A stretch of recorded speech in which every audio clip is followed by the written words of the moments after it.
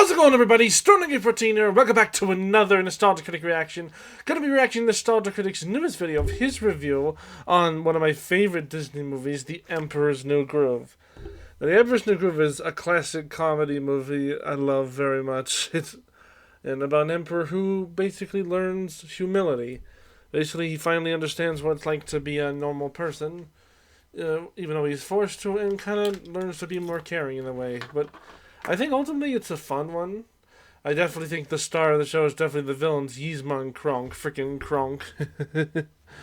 Again, his voice actor, I think he made Kronk one of the most iconic just from that alone. So I'm excited to see what Doug thinks of it. Hopefully he likes it, but if not, again, he's entitled to his opinion, I'm entitled to mine. So that being said, let's get on with it. 3, 2, 1.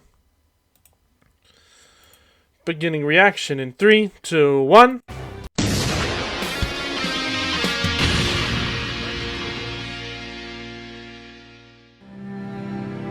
It started like any other 2000.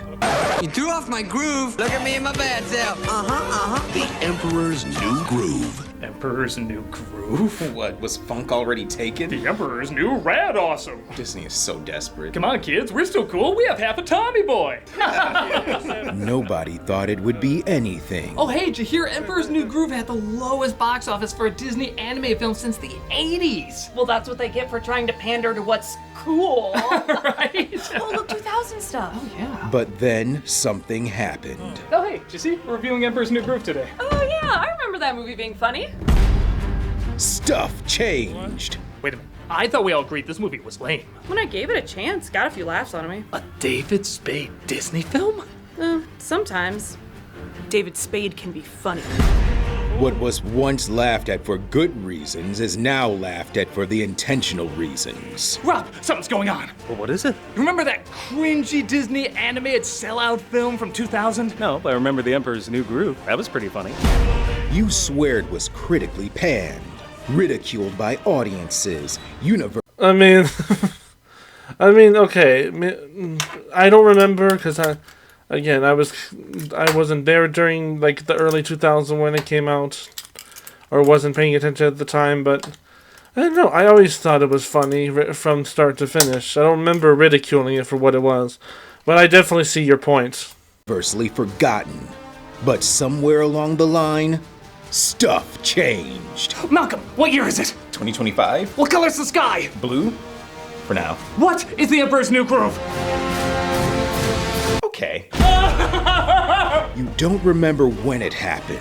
You don't remember why it happened. You just know stuff changed. I'm not crazy. I know we all agreed years ago this movie was bad. Well, you were right to call yourself back in the year 2000, because I can say with all certainty that The Emperor's New Groove is... Squeaky, squeaker. What? Emperor's New Groove is what? Squeakity squeak. Charming? No. Delightful? No. Worth all the memes. Not that bad. Not that bad.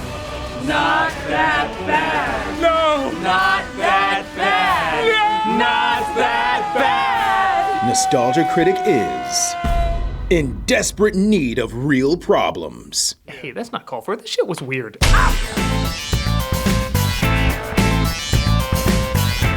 Public opinion changing about film is nothing new. But in the case of The Emperor's New Groove, this wasn't a bad movie that people started off hating. It didn't even get that far. This was seen as a nothing flick. Not just a nothing flick, a desperate nothing flick. Just about everything associated with this film, from the advertising to the lead actor to just the title alone, many of the time connected to desperate and lackluster, when Disney was putting out a lot of desperate and lackluster material. Even the origins of the film seemed desperate for an identity. As a documentary called The Sweatbox revealed, it was a serious retelling of The Prince and the Pauper in the Incan Empire that was going to utilize some of Disney's top-end animation. But over time it became not that. But to the film's credit, it pivoted hard, throwing itself 100% into a fourth wall-breaking comedy, and over the years, it acquired quite a following. The film's been constantly meme, people dress up like the characters, it got a high school TV show because the universe was willing that into existence a lot back then. It found its fan base. I'll tell you how many times they just made It's kind of like the baby kid show kind of thing, where like the Looney Tune babies sort of thing, where like they just wanted to make the characters but just as kids. I feel like that's what they did here, but they decided to make them high schoolers. I don't know, but dang, like, did they really think it was that bad back then? Like, again, I didn't really like get into critique stuff back then, so I don't know. But I will admit, I was still in the camp of finding it underwhelming. Yes, there are some good laughs in it, but I only saw it once and didn't remember it winning me over. I can't say I disliked it, I just don't remember it leaving that big an impression on me. All these years later and all these memes later, and it's totally possible I missed something. So I'm gonna sit down and see if it's as underwhelming as I remember it, or see if finally it's all coming together. So, how are things in America after the year 2000? Bad. This is probably for the best. Yeah, honestly, she's probably correct about that. Plus, I love the sound effect that you blow loud. Let's take a look at Emperor's New Groove. You do realize that's gonna kill you. It starts off with David Spade playing our hero Cusco, and I can't be alone in saying as someone who's only seen this movie once, it is so hard not to call him Couscous, showing the terrible fate that he's going through. Pretty pathetic, huh? Well, you'll never believe this, but that llama you're looking at was once a human being. No, he wasn't. He was David Spade. Yeah, I'll just say it. Your enjoyment of this movie is gonna weigh heavily on what you think of David Spade, and I'll be honest, he's just not my thing. I don't hate him or anything. I don't even dislike him. I've seen him on interviews and everything. He's got a lot of talent. It's just his particular style of smarminess doesn't make me chuckle much.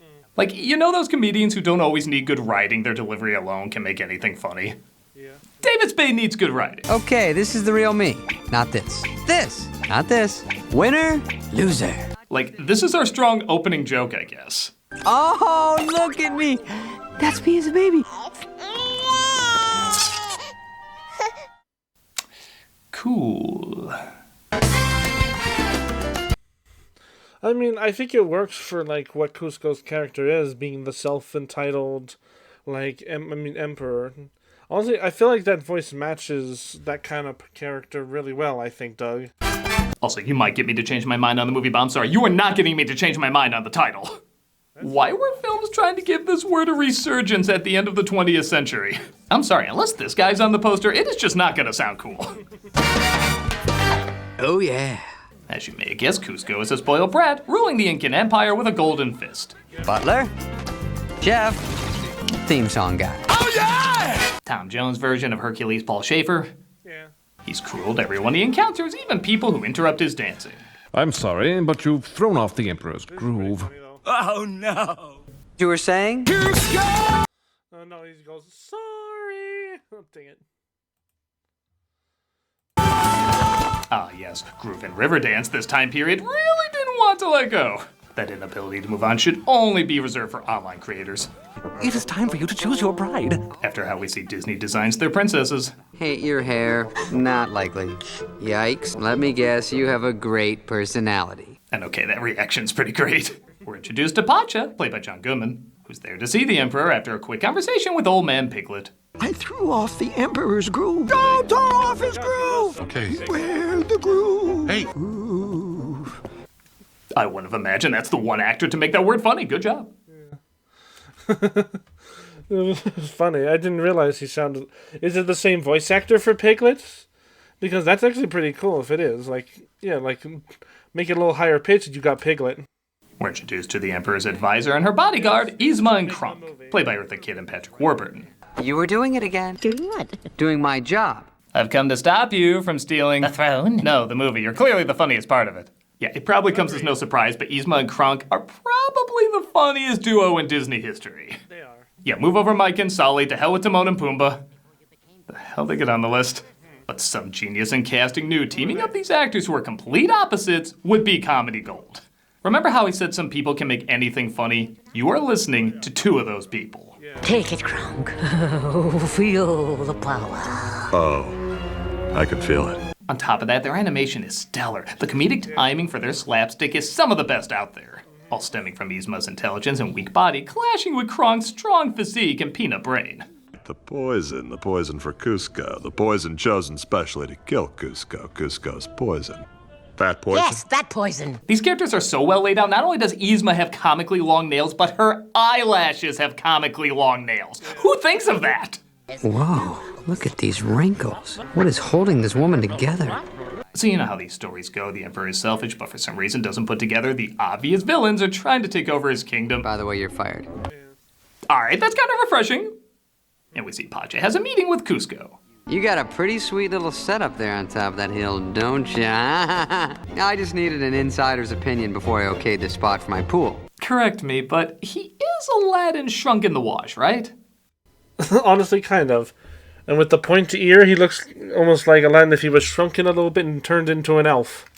I guess I do kind of like they make their main character. He's even got like the long hair too. That like most elves like designs have too. So yeah. Character's so evil, even the villains look friendly by comparison. Welcome to Cusco-topia, my ultimate summer getaway. It's my birthday gift to me. It'll cost the equivalent of one Disney anything.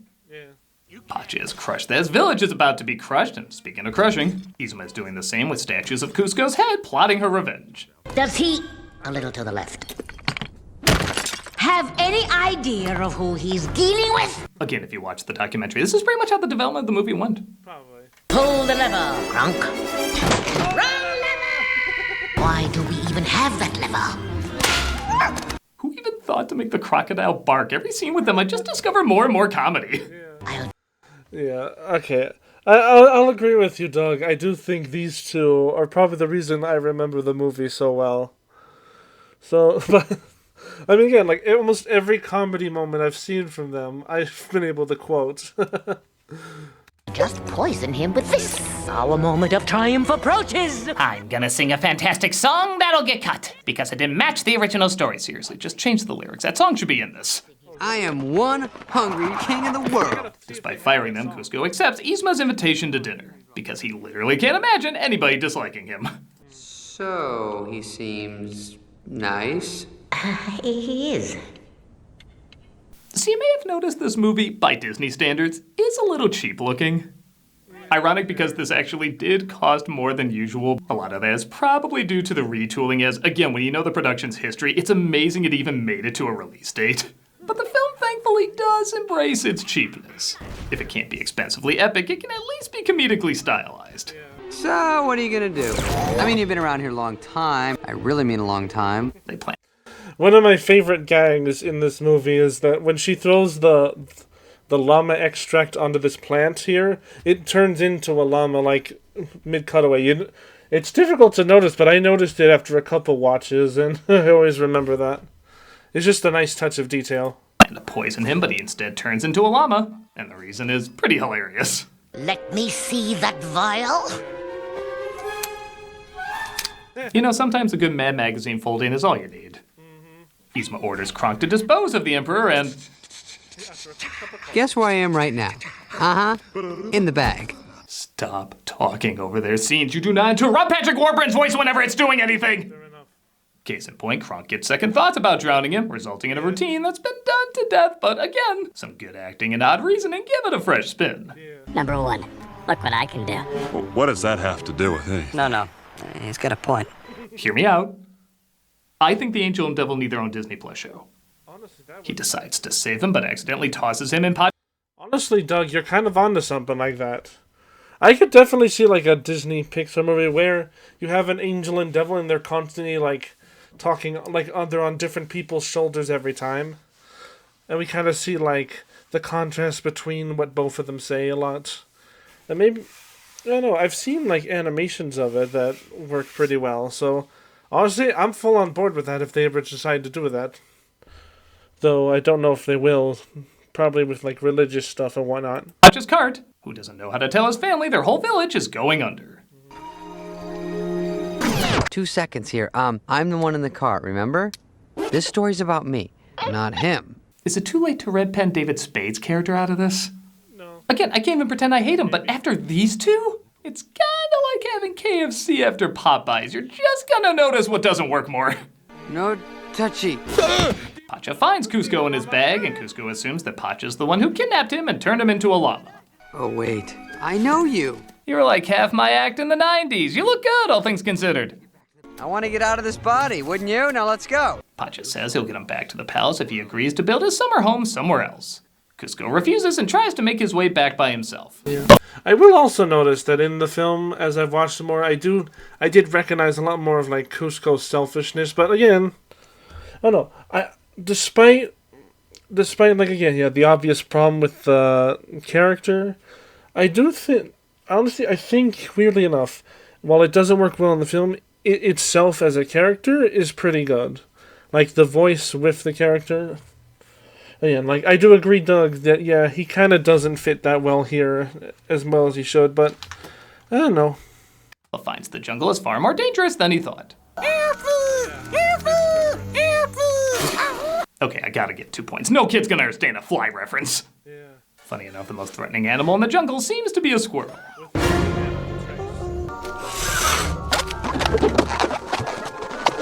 Squirrels don't have balloons. This is stupid. Wait for it. No. I do really like the look on his face there. Like, that's the face of a killer from Breaking Bad. He has murdered before and enjoyed it. Yeah. We gotta keep an eye on this squirrel. They run through clearly the leftover background from Tarzan when Pacha decides to swing in and save him. Why does everybody keep having a change of heart about this character? Uh-oh. Don't tell me. We're about to go over a huge waterfall. Yep. Sharp rocks at the bottom? Most likely. Bring it on. Okay, to this constantly overused trope's credit, this was kind of a new joke back then.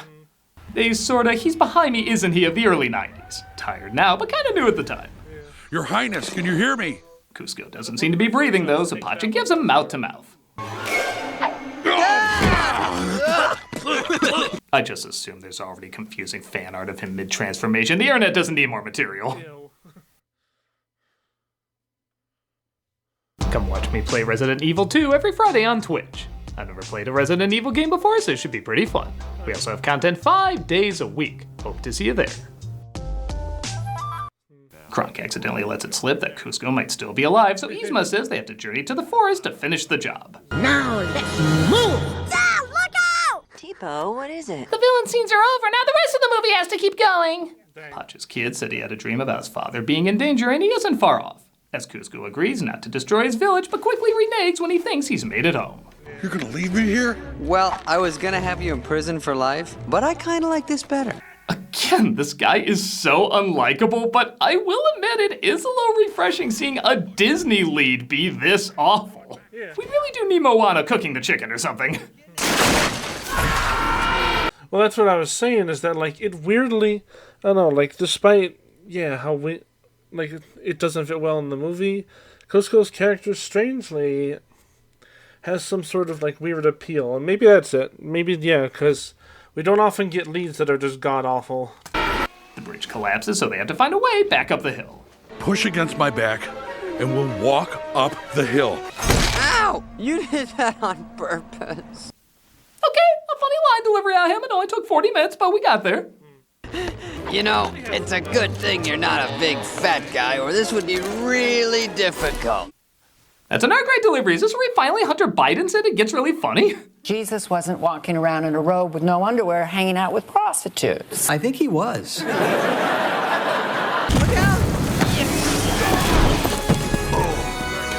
I do like his redemption is both really quick and really slow at the same time. Like he goes back on his promise a lot, yet he still saves Pacha. He also says he's still destroying their village, but Pacha says in their 4-day travel he thinks he can change his mind. It's complicated, but also believable given what we know about these two. What are the chances of you carrying me? Not good. Oh, come on. It'll be like when you carry most of the counters. Pacha disguises Kuzco so he doesn't draw attention. I never noticed that. That's good. Ew. But it looks like... No, come on. I think that's pretty funny. Yes, the implication is gross. But that's hilarious. Yzma and Kronk are eating in the same restaurant. Hey, don't I know you? I don't think so. Wrestled you in high school. I don't remember that, no. It's kind of funny seeing Dan from Roseanne and Putty from Seinfeld together in an animated kids comedy. Twice. Is there or is there not anything edible? When both tables have an issue with the chef leaves, and as you'd imagine, hijinks ensue. Can I order the potatoes as a side dish? I'll have to charge you full price. Hey, how about a side of potatoes, my buddy? You got it. One cheese on those potatoes. Thank you, Kronk. And I'll have the French farce, thank you. Yep, this is very basic farce, but because it's animation, they can get the timing down a little quicker and sharper, resulting in our heroes escaping by singing a birthday song on Yzma. Happy birthday, and all your dreams come true. It's your birthday! No, seriously, these need to be characters you can rent for kids' parties. I mean, I know Krunk got his own movie, which, I think it was, from what I remember, worked pretty well. And Krunk, the voice actor in Krunk is just a funny character in general, regardless of if he has Yzma or not. But yeah, they're definitely perfect together. Pacha says Yzma and Krunk are in the restaurant, and Kuzco confuses them for trying to save him. You don't want to take me back to the palace. You want to keep me stranded out here forever. No! Yeah, this is the lame misunderstanding that usually makes it into these comedies, and I gotta say, I thought they saved it for the third act. Oh, we're in the third act. Yeah. God, this movie moves fast. There'll be no more diversions until we track that llama down and kill him. They split up, and eventually Kuzco learns that Pacha was right, and they're trying to kill him. And this brings us to where the film started, where the current version of Kuzco actually disagrees with the narrator version of Kuzco about who was wrong. Give it a rest up there, will you? I'm just telling them what happened. Who are you kidding, pal? They saw the whole thing. They know what happened. And I know this is gonna sound weird, but I could have used more of that. There was something weirdly existential about all this. Even the way he delivered it felt surprisingly dramatic. Well, yeah, but just leave me alone. Now, I'm not kidding when I say, had they done more with this, like Kermit talking to himself in the Muppet movie, or Remy talking to his imagined version of the chef in Ratatouille, I think this could have been a unique way to do some character development.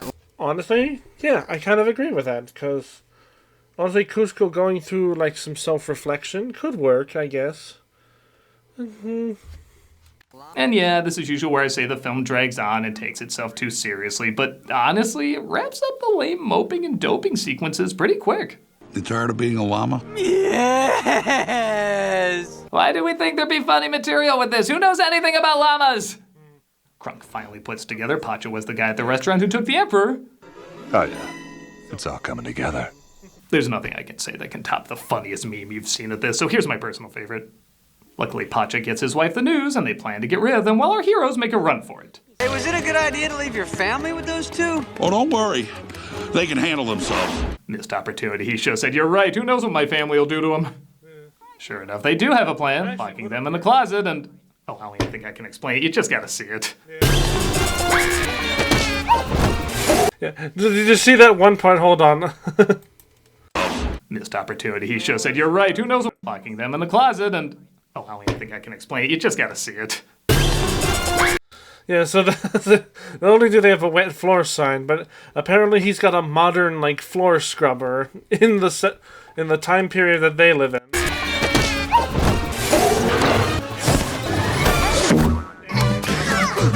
That is some of the funniest Disney animation since Hook and the Crocodile. Yes.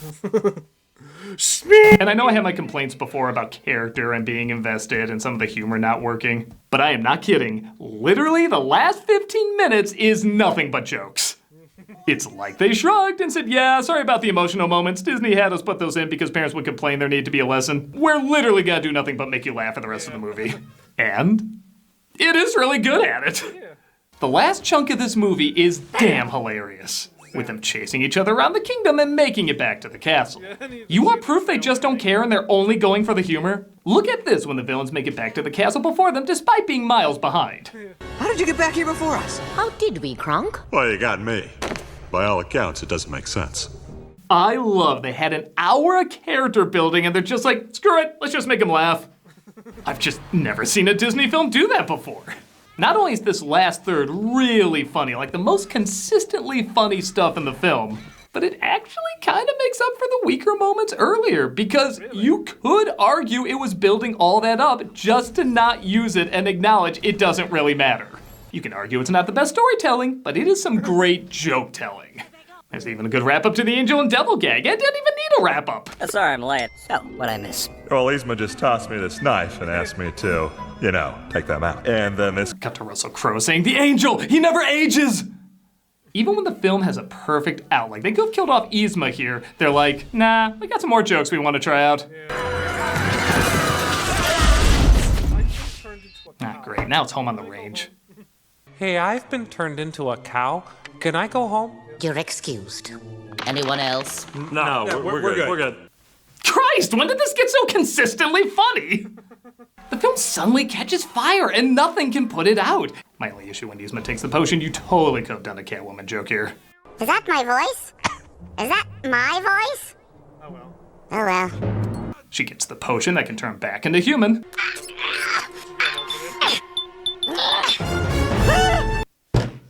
So funny.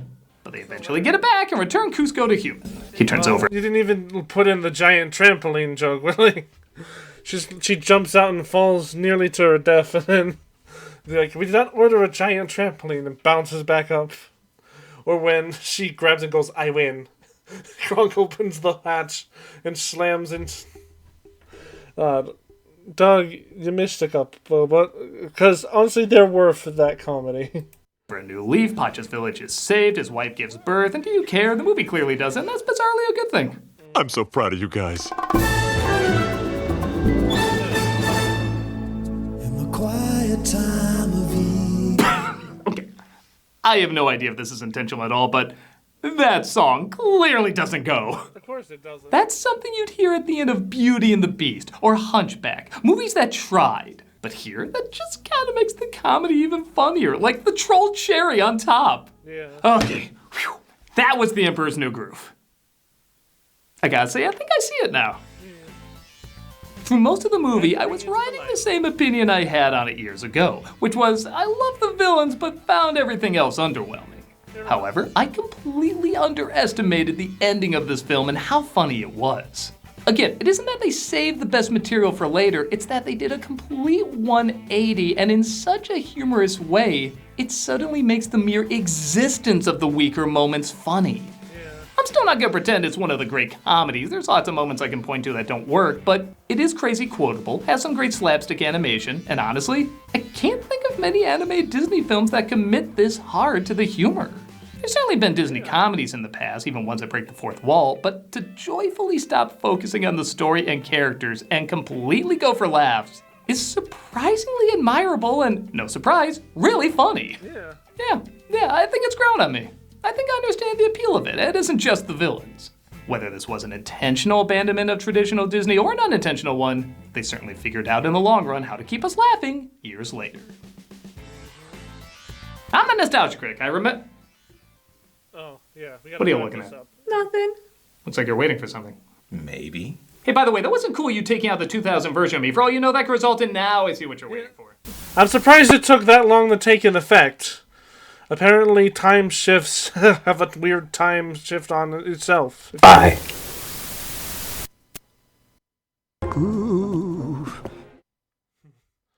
Yeah, well, glad to see that Doug was really enjoying that film. So, yeah, The Emperor's New Groove. Oh, I do ultimately agree, yeah. I do think the biggest reason I remember and like this movie is for the villains themselves.